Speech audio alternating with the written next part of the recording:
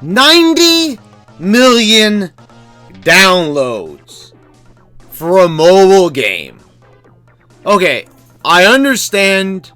I totally get it. It's Mario Kart. It's one of the most famous franchises within a franchise that Nintendo has ever produced. So now there's a mobile version of the game.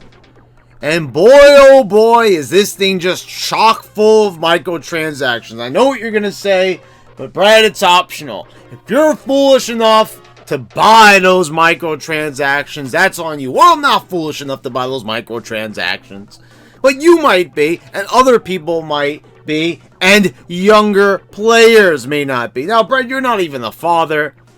Why do you care? Well, I'll tell you something.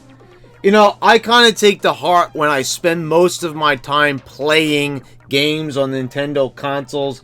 I mean, I am a huge, massive Nintendo fan.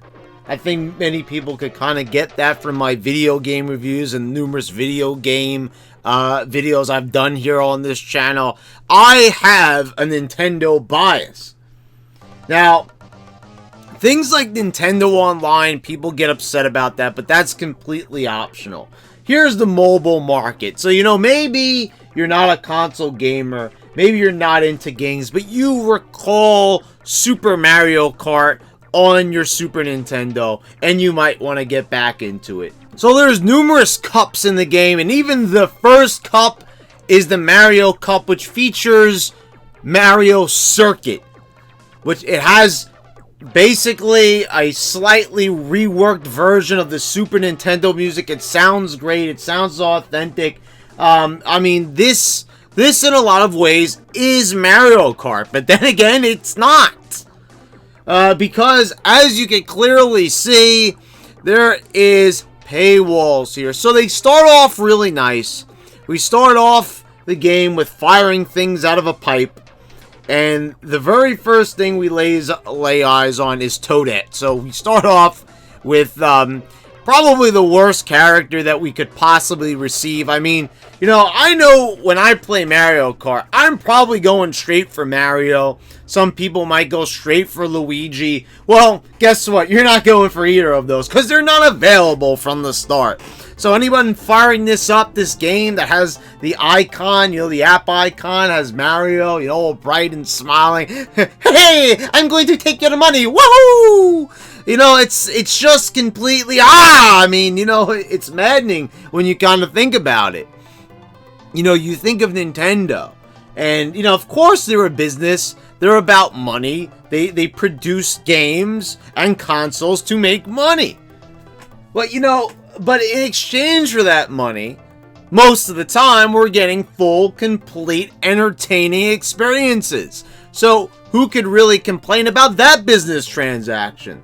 Well, we're not getting a nice game here that has a full experience. Now, you might be saying, well, Brad, you didn't pay anything to download that game. So again, what are you complaining about? Well, there's not much game to be had here. So, okay, so let's be fair. You start off the Mario Cup, the first cup in this game, and, you know, you don't have anything except Toadette. You play the first race, and you get Peach right away. Oh, okay, great, Peach. But I know, I understand, you know, some people really like Peach, but, you know, no one's really going to, you know, lose their mind over Peach. You know, where are all the other characters? Where's Bowser? Where's Donkey Kong? We don't see any of these characters. Oh, they're in the game, but you're going to have to pay for them. Or you're going to have to play a very long time to collect rubies, which is this game's currency, and then you have to go back to this pipe, and you have to fire off this pipe, and you have to pay at least 5 rubies each time, and you could pay up to $70 if you want, and you can fire off this pipe until you get Mario or Luigi or Donkey Kong, you know, or you could just endlessly play this game. But can I ask a question? Are you really going to pay all that money for all those rubies if you could you could spend that money on a game. A brand new Nintendo Switch game that is full price. That's the maximum asking price. You know, you think about it. Here in New York, you want a new game. It's $65. That's what the tax included. So think about it. You could actually save $5 and buy Mario Kart 8 Deluxe on the Switch. Or you could get the old one on the Wii U, the original Mario Kart 8. Or you could pick up a Super Nintendo on eBay or Amazon and get a copy of Super Mario Kart, the original game, for about the same thing. Now, okay, the game looks nice. This controls fairly well. I only played the 50cc's, which is a lot easier to control because I know if I played the 100cc, I wasn't going to be able to handle that. I hate touch controls. I hate them. I hate them. So, but my biggest gripe with this game is this. You're dropping us into the magical world of Super Mario Brothers, and you're showing us Mario, you're showing us familiar territory, and then you're like, nah, nah, nah, nah, nah. We're taking away all these characters and everything because, we're money hungry, and we've seen with other mobile games what they can do. And, that's the thing about, I will say about Pokemon Go, at least with that mobile game, they weren't about mobile transactions. They were about making an honest to goodness experience. And I know I don't play that game anymore, but at least it was a nice, honest game that was just solely there to entertain. But now Nintendo has seen other things. They've taken a look at other avenues, and now they've decided, hey, let's just get as much money as we possibly can from misled consumers. They know that a lot of people, especially in the United States, have addictive personalities. And they sure as hell know that same thing goes for Japan and Europe and you name it. All around the world, people have addictive personalities. And, when you really think about it, this sort of is like gambling. Hey, I'm going to buy these rubies for $70. Oh, I just spent all the rubies and I still didn't get Mario or Luigi. So I'm going to keep on buying them until I get them.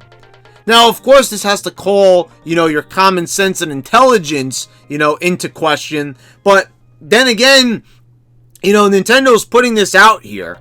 Instead of just, honestly putting out a game for at least $10 or $20 and saying, here you go, guys, it's a miniature version of Super Mario Kart, and they could have still made some serious bankroll that way. But instead, we're going to get the maximum dollar for you. I mean, come on. This is really just uncalled for, and it really puts a negative light on Nintendo. I mean, Nintendo could actually take advantage of the current pay-to-win situation we are, and not only console gaming and mobile gaming, but it's kind of, encased all of gaming. And Nintendo can rise above all this, and they do more than the others, but this is a perfect example. They knew that they could do this, so they still did it, and I get it. They're about making money. If you had the opportunity to make money off of others, wouldn't you? You probably would if you were in that same position. But, we kind of hold Nintendo in a higher regard. Nintendo is part of our childhood, especially people around my age who grew up, with their products, with their games, with the escapism that they bring to the table. So it's very disappointing to see that in 2019, Nintendo has really stooped this low. Like I said, it's not really a bad game. For a mobile game, it's actually pretty fun, entertaining. It's colorful. It's got good music. And, I guess for a mobile game, it handles pretty well. But really, it's what this game stands for. And, I mean, just look at what they're doing here. Trying to get your money any way possible and using Nintendo characters, holding them hostage. until you pay up with those rubies, which you have to buy with your real money. Never did I think, when I looked at, Mario currency, coins, for example, that they would actually, that I'd actually have to use my currency in order to get things in the game. Obviously, I had to pay to buy the game, but once I had the game, I didn't think that I would ever have to buy more into it. I mean, it's completely ridiculous when you think about it. Now, like I said, you didn't pay to get this game, but still, it is ridiculous to think that you actually have to buy characters with your own real-life money. You're not paying for the game, but you're paying for the content in the game. I think that's a ridiculous business model, but it actually does work, and it's been proven to work, and they prey off of people's weaknesses. So, there's guilty parties on both sides, Nintendo and the general public, but, this is the world we live in here in 2019 when it comes to gaming, and I wish it wasn't this way. So, do I recommend Super Mario Kart Tour? Or Mario Kart Tour? Oh, hell no. I don't. I mean, if you want to check it out just to see how a Mario Kart it might play on a phone, you could give it a whirl, but I don't really think it's worth it. And it just takes space up on your phone, pretty much.